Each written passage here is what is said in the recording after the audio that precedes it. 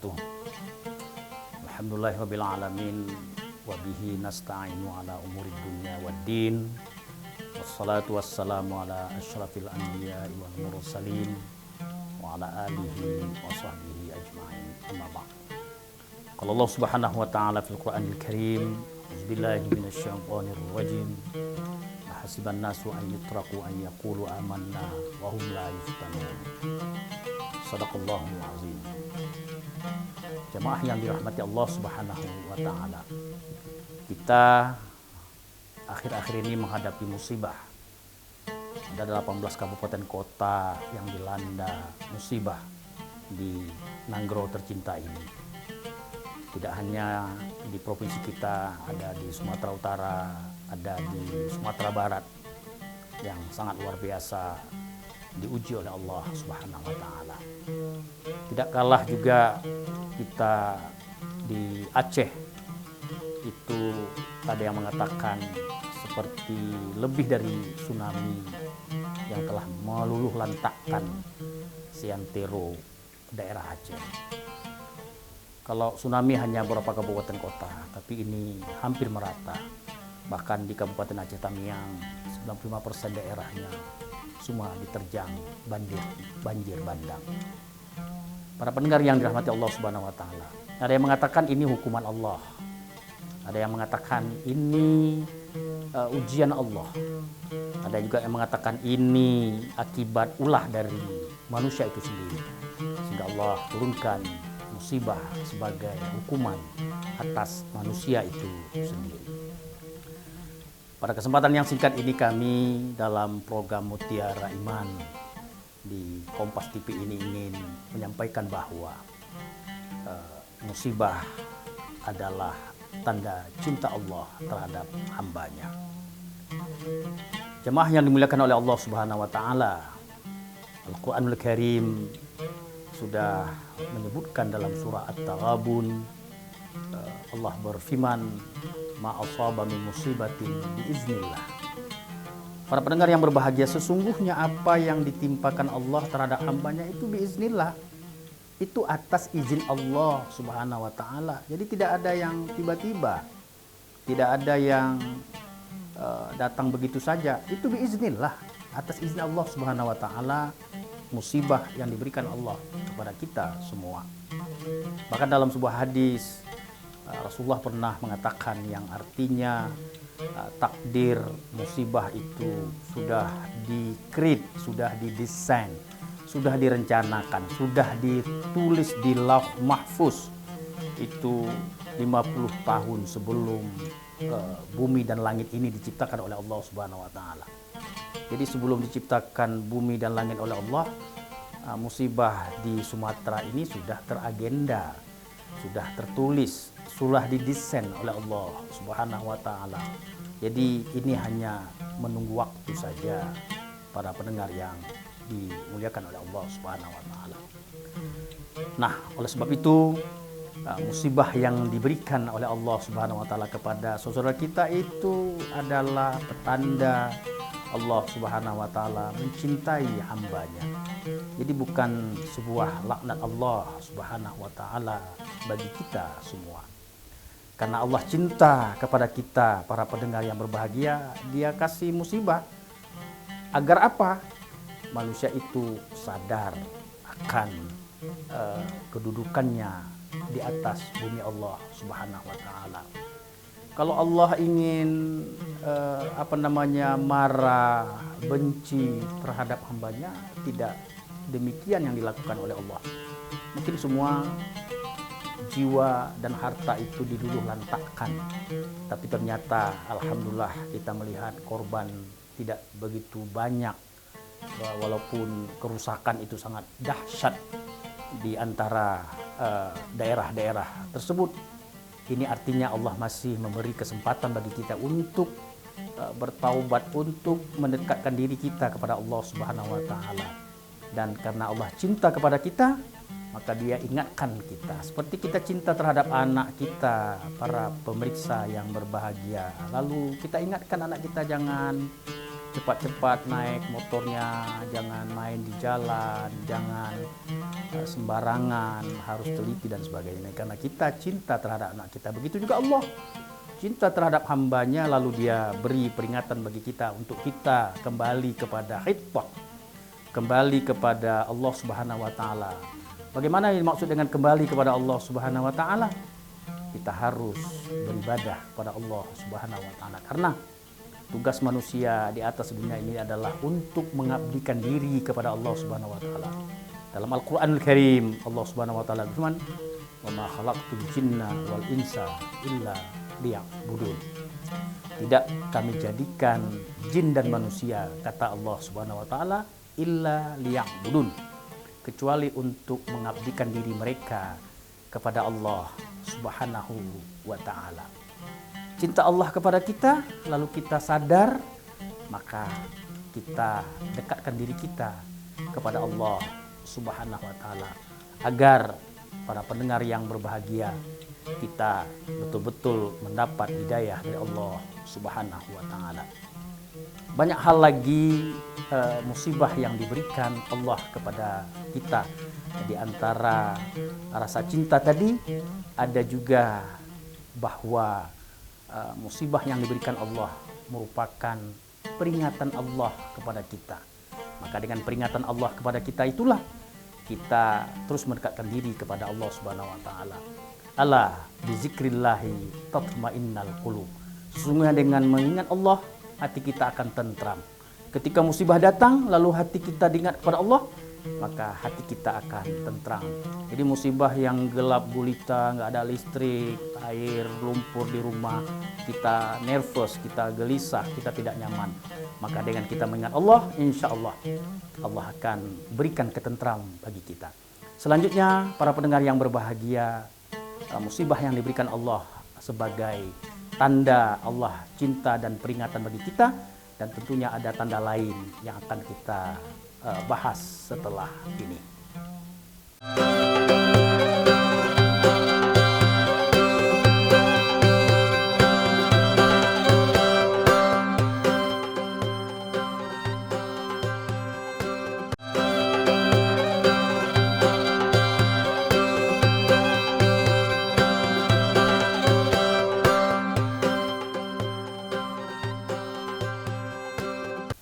Para pendengar yang dimuliakan oleh Allah Subhanahu wa Ta'ala, musibah yang diberikan oleh Allah Subhanahu wa Ta'ala itu diberikan sanggup untuk diterima dan dihadapi oleh manusia.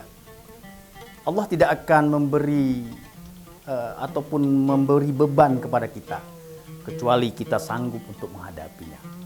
Musibah yang begitu besar, tsunami, banjir bandang yang baru meluluh lantakkan di seantero daerah kita ini. Dan itu menurut Allah sanggup untuk kita laksanakan. Dalam surah Al-Baqarah itu disebutkan, la yukallifullahu nafsan illa wus'aha. Allah tidak pernah akan membebani seorang manusia kecuali dia sanggup untuk memikul beban yang diberikan oleh Allah Subhanahu wa Ta'ala. Artinya apa, para pendengar yang berbahagia? Ketika manusia itu sadar musibah itu sanggup untuk kita hadapi, maka setelah musibah datang kita tidak perlu berkeluh kesah, tidak perlu menyalahkan Allah Subhanahu wa Ta'ala. Karena banyak kita lihat, kita dengar di ahli musibah, ada yang menyatakan Allah ini benci kepada kita sehingga kita dilaknat, Allah ini murka terhadap kita. Banyak para ahli musibah, mereka itu su'uzon, berburuk sangka kepada Allah Subhanahu wa Ta'ala. Nauzubillah, kita berburuk sangka kepada orang yang menciptakan kita. Ini kan keterlaluan. Padahal Allah Subhanahu wa Ta'ala tidak pernah menzolimi hambanya. Apa yang dilakukan oleh Allah Subhanahu wa Ta'ala, tentu para pemirsa yang berbahagia, itu sanggup untuk kita laksanakan dalam hidup dan kehidupan kita. Makanya musibah telah berlalu, kita berharap ahli musibah, saudara kita yang ada di tempat musibah, maka bersiap-siaplah untuk kembali menata kehidupan baru yang tentunya lebih baik. Apakah kehidupan kita akan lebih baik setelah musibah ini? Rumah tidak ada, kendaraan luluh lantak, pekerjaan sudah tidak ada lagi, kebun pada mati tanamannya, ternak juga banyak yang hilang, hanyut di bawah air dan sebagainya. Apakah kita masih memiliki kehidupan yang lebih baik untuk masa-masa yang akan datang? Tentu para pendengar yang berbahagia, kalau kita yakini Allah berfirman tadi, Allah akan memberikan ataupun menimpa kepada kita yang sanggup kita laksanakan, pasti Allah akan memberi kehidupan yang lebih baik kepada kita. Kalau kita mau berusaha, kita anggap ini ujian yang diberikan Allah kepada kita. Karena para pendengar yang berbahagia, ayat yang kami bacakan dari awal terdapat di surah Al-A'raf. Itu Allah Subhanahu wa taala berfirman, "Ahasiban nasu ayyatraku ayyaqulu amanna wa hum la yuftanun." Apakah kalian mengatakan kalian itu beriman kepada Allah Subhanahu wa taala tapi mereka tidak sanggup untuk diuji? Itu namanya cinta palsu. Kita menyatakan iman kepada Allah, maka konsekuensinya kita harus tahan ketika Allah uji kita. Apakah dengan musibah banjir ini kita tahan, kita sanggup menghadapi, kita tidak menyalahkan Allah, kita tidak berburuk sangka kepada Allah? Maka tentu ini ujian akan kita hadapi. Ketika kita berhasil menghadapi, maka tentu para pendengar yang berbahagia, kita akan naik grade, kita akan naik tingkat, kita akan mendapat ijazah yang baru, karena kita sanggup menghadapi cobaan dari Allah Subhanahu wa taala. Tapi sebaliknya, kalau dengan musibah ini kita tidak sanggup, kita terus berkeluh kesah, kita hanya menyalahkan Allah, menyalahkan pemerintah, menyalahkan orang lain karena lambat mengirim bantuan dan sebagainya, maka ini akan menambah luka bagi kita. Bukankah kita ingin selesai dari musibah ini? Bukankah kita semua akan keluar dari musibah ini? Bukankah kita akan menata kehidupan yang lebih baru dan lebih bermartabat untuk masa yang akan datang? Tentu kita akan menerima keadaan ini dengan baik, dengan serta-merta, dengan ikhlas. Dan Allah tentu menjanjikan bagi kita orang-orang yang tahan menghadapi musibah, dia akan mendapat kehidupan yang lebih baik dari Allah Subhanahu wa taala. Dengan catatan kita menerima keadaan kita lebih baik. Para pendengar, kita turut prihatin banyak orang-orang yang tidak tahan, orang-orang yang berkeluh kesah dengan musibah ini datang. Kami ini miskin, lalu ditimpa musibah lagi. Mengapa Allah tidak menimpa kepada orang-orang kaya, orang-orang yang beruang, orang-orang yang punya jabatan? Mengapa kami yang miskin, yang rakyat jelata, nun jauh di sana, rumah kami hilang, kampung kami hilang? Ingat para pendengar yang berbahagia, ketika Allah menimpa musibah, dia tidak pilih-pilih. Oh ini jangan, oh ini boleh, oh ini. Ketika ada orang yang melakukan kemaksiatan di sebuah kampung, di sebuah daerah, yang melakukan hal-hal yang tidak diridhoi oleh Allah Subhanahu wa taala, ketahuilah bahwa orang-orang tersebut akan mendapat ataupun ditimpa musibah dari Allah Subhanahu wa taala. Bukan yang berbuat maksiat saja ditimpa. Kok yang sering ke masjid juga mendapat musibah? Jadi tidak semua dipukul rata oleh Allah Subhanahu wa taala, tidak mungkin. Makanya tugas kita para pendengar yang berbahagia, kita ingatkan kalau kita sudah taat kepada Allah Subhanahu wa taala, bahwa mari kita ajak saudara-saudara yang juga taat bersama kita, agar semua kampung kita itu bisa taat kepada Allah Subhanahu wa taala. Jadi surga itu tidak hanya diciptakan kepada seseorang, tapi untuk banyak orang. Nah, tugas kita, mari beramai-ramai masuk surga Allah Subhanahu wa taala. Berikutnya kita akan bahas musibah pertanda doa akan diijabahkan oleh Allah Subhanahu wa taala.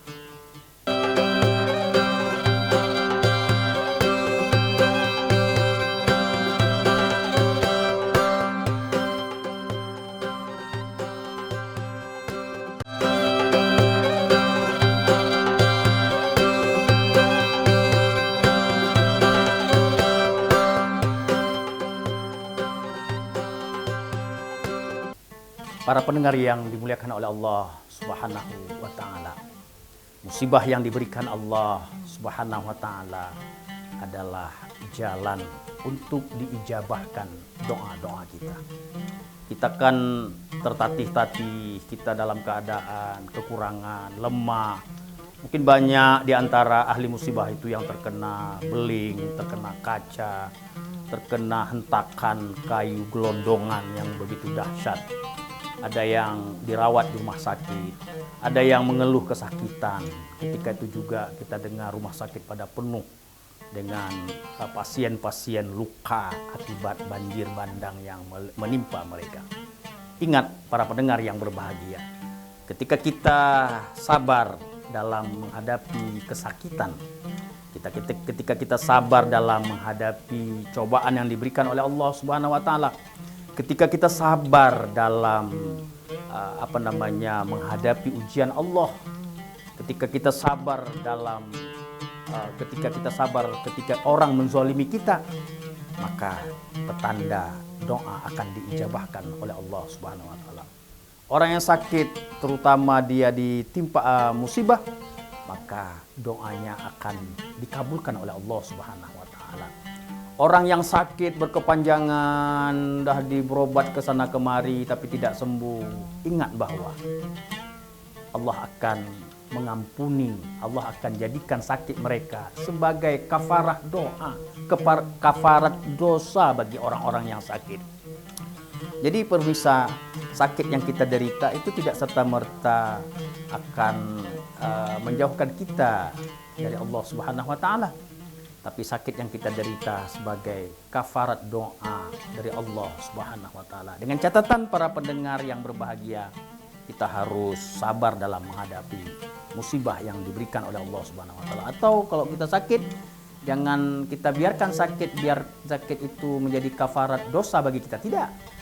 Kewajiban sebagai manusia terus kita berikhtiar kepada Allah Subhanahu wa taala agar sakit yang kita derita dapat kesembuhan dari Allah Subhanahu wa taala. Jangan dibiarkan. Tapi toh juga sakit itu tidak akan sembuh, maka ketahuilah bahwa itu akan menjadi kafarat dosa bagi kita. Tidak ada manusia di atas dunia ini, para pendengar, yang tidak memiliki dosa kepada Allah Subhanahu wa taala. Pasti kita punya dosa, kita punya salah. Karena asal kata manusia itu jadi mansia, itu lupa atau tersalah. Jadi tidak ada manusia yang perfect di atas dunia ini. Meskipun dia pintar sekali, pasti ada celah-celah, kelemahan, ketidaktahuan dia dalam suatu hal. Tidak ada manusia yang bisa menguasai ilmu pengetahuan seluruhnya. Pasti ada kelemahan yang kita derita dan sebagainya. Nah, tugas kita jemaah sekalian adalah terus mendekatkan diri kepada Allah Subhanahu wa taala, terus beristighfar, minta ampun kepada Allah Subhanahu wa taala agar dosa-dosa kita dapat dihapuskan oleh Allah Subhanahu wa taala. Satu ketika ada seseorang menjumpai Rasulullah, "Ya Rasulullah, saya sering berbuat dosa, berbuat maksiat. Bagaimana ini ya Rasulullah?" Lalu Rasulullah mengatakan, "Bertobat," kata Rasulullah. Lalu akhirnya pemuda ini balik lagi kepada Rasulullah setelah sebulan pertemuan pertama. "Ya Rasulullah, saya kembali berbuat maksiat. Bagaimana ya Rasulullah?" "Tobat lagi," kata Rasulullah. Sehingga kali ketiga dia malu-malu menjumpai Rasulullah, lalu menyampaikan hal yang sama. Dia kembali berbuat maksiat. Lalu Rasulullah juga terus memberikan terapi kepada pemuda tersebut, tobat kepada Allah Subhanahu wa taala, kata Rasulullah. Lalu Rasulullah menyambung kata-katanya dengan, "Sesungguhnya keampunan Allah itu lebih besar, lebih dahsyat ketimbang kesalahan yang kita buat." Jadi jangan anggap ahli musibah kita banyak berbuat dosa, lalu kita pesimistis terhadap dosa kita, lalu kita tidak mau minta ampun kepada Allah. Nggak mungkin lagi diampun oleh Allah, karena dosa saya sudah banyak sekali. Itu salah besar para pendengar yang berbahagia. Kesalahan yang kita lakukan itu kecil sekali ketimbang keampunan yang begitu banyak disiapkan oleh Allah Subhanahu wa taala. Dengan catatan kita terus melakukan istighfar, minta ampun kepada Allah Subhanahu wa taala sehingga doa kita bisa diijabahkan oleh Allah Subhanahu wa taala. Dalam Al-Qur'an surah Al-Baqarah Allah Subhanahu wa taala mengatakan wasari'u ila maghfiratin. Kita diminta untuk berlomba-lomba. Dari segi apa kita diminta untuk berlomba-lomba para pendengar? Ila maghfirah. Untuk mencapai keampunan Allah Subhanahu wa taala. Kata Allah Subhanahu wa taala, surga itu terdiri dari langit dan bumi. Luas sekali surga itu. Mu'iddat lil muttaqin, tapi hanya disiapkan bagi orang-orang yang bertakwa kepada Allah Subhanahu wa taala. Para pendengar yang dirahmati Allah Subhanahu wa taala, di akhir kajian Mutiara Iman ini kami mengajak kepada seluruh ahli musibah, teman-teman kami yang ada ditimpa musibah, baik pun yang tidak ditimpa musibah oleh Allah Subhanahu wa taala. Ayo dekatkan diri kita kepada Allah Subhanahu wa taala. Yang ahli musibah, lupakan musibah, tatap masa depan yang lebih indah. Insya Allah ada kehidupan yang lebih baik. Orang-orang yang selamat dari musibah kali ini, jangan anggap kita ini Allah kecualikan, tapi mari ambil pelajaran untuk terus kita mendekatkan diri kepada Allah Subhanahu wa taala. Kali ini mungkin saudara saya yang ada di sana, mungkin satu ketika Allah uji kita sehingga semua mendapat pelajaran. Yang kena musibah, yang tidak kena musibah mendapat pelajaran. Apa pelajaran yang berharga bagi kita? Untuk terus mendekatkan diri kepada Allah Subhanahu wa taala. Karena ini tanda cinta Allah Subhanahu wa taala kepada kita semua. Semoga Mutiara Iman ini bermanfaat bagi kita dan kita berharap ada kehidupan yang lebih baik, lebih kekal, lebih nyaman dan lebih bahagia bagi kita semua di dunia dan di akhirat. Demikian yang dapat kami sampaikan. Wallahu muwaffiq ila aqwamit thoriq. Nasrun minallah wa fathun qarib. Wassalamualaikum warahmatullahi wabarakatuh.